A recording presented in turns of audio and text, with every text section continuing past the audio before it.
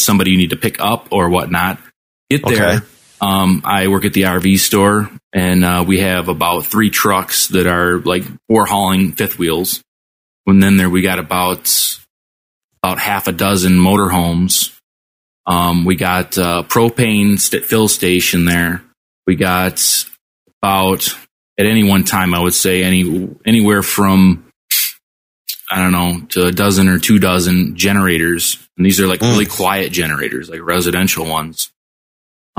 We have fifth wheelers that are toy haulers. So, those are the trailers that connect to the 3/4 ton truck.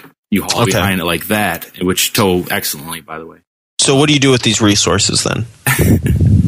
What's the plan? Resources meaning, well, that's the plan. That we haven't really worked it out any further. It depends on what actually event occurs. In which case, we decide which way we have to go, convoy style. But that's what you have at your disposal. Should society break down to the point where it's every person for themselves? I got Marines, I got bikers, dude, and we're going to be protected, and we're going to know how to at least survive a little bit longer than given the certain circumstance, I'm sure.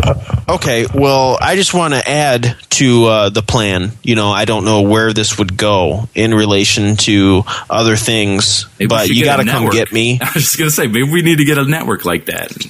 Oh, absolutely. Survivalist network. I mean, what do you think Crisis Club is doing? I mean, yeah. We do a lot of trying to figure things out, and maybe about 20 episodes away from now, we're going to have some semblance of an idea. Well, there is such a thing as the Crisis Club Cape Fear Valley, the Cape Fear Valley Crisis Club. Okay, I have that. What you need to do is you need to get on the Flint Crisis Club, right? The Crisis Club of Flint, and then through the podcasts, we will put our message out, and then hopefully other crisis clubs will pop up, organically, and then, we'll have a whole network. And then, you'll be able to, through the network of crisis clubs, get me out of here, because let me tell you, okay, when the shit hits the fan, where I'm at is going into total military lockdown. Right. Okay, I live... Like I've said before, okay, every night, well, okay, not every night, but at any night, I may be rocked to sleep by artillery shelling that goes on in the artillery range where they train. And they do that shit at night, man, and it rocks my house. So yeah, when the shit hits the fan, this place is going into total lockdown. I don't know the extent of it. I mean, I don't know if I'll be, I don't know. I don't know. I don't know what the hell will happen. I don't know if they will look out for us. I don't know if they'll keep us within a perimeter. I don't know if they'll force us out. I don't know if you'll be able to get, I have no idea. But these are things I'd like to know. Martial law. Yeah, total. Well, I can only hope that the people in my group actually, stick to the plan. Stick to the plan, guys. Okay, so these guys know, whoever they may be. Is this just like in your mind? No, one day, man, they'll know, or you've spoken to them? They know that when the shit hits the fan. We've sat around many a days for extended periods of minutes conversing a plan. Okay, that's good. And for anyone who might be listening, I encourage you, and I'm sure if you are listening, you already have, okay? Because that's the sort of people we're going to attract. Mm-hmm. And we definitely encourage listeners to have a plan for when the shit hits the fan. I mean, I got a guide, man. I got a dude who knows, the UP, like the back of his hand. Yeah. Well, see, my plan is this, okay? When the shit hits the fan, I definitely don't want to be here. Okay, I hope to have enough foresight to be able to get out of there.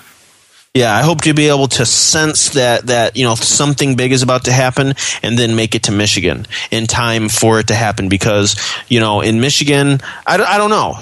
Our economy is really bad. The state's not doing very good. But in time of crisis, think about it like location wise. Yes, I mean, all the water. I mean, Michigan's going to have its own navy.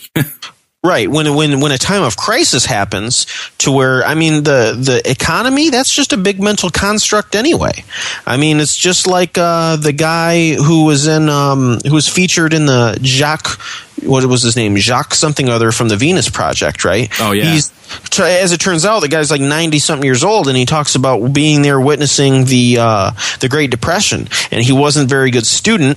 You know, he was a dreamer, like myself. I was not a good student. I did not take part or apply myself in school. But I was bright, and I was intelligent, and I was creative. And,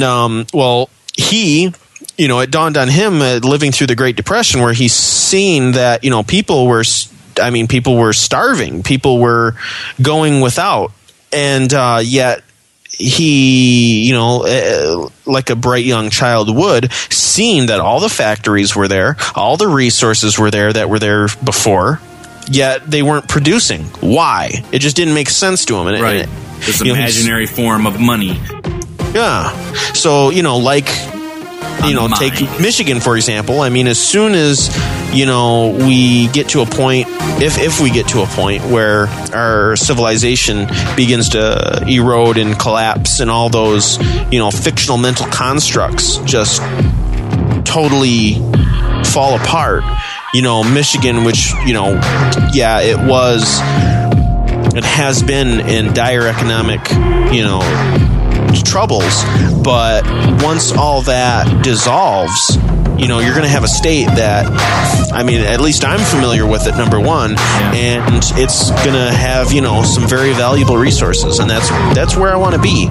You know, when we see a SHIF scenario, is that correct? Shit hits the fan, yeah.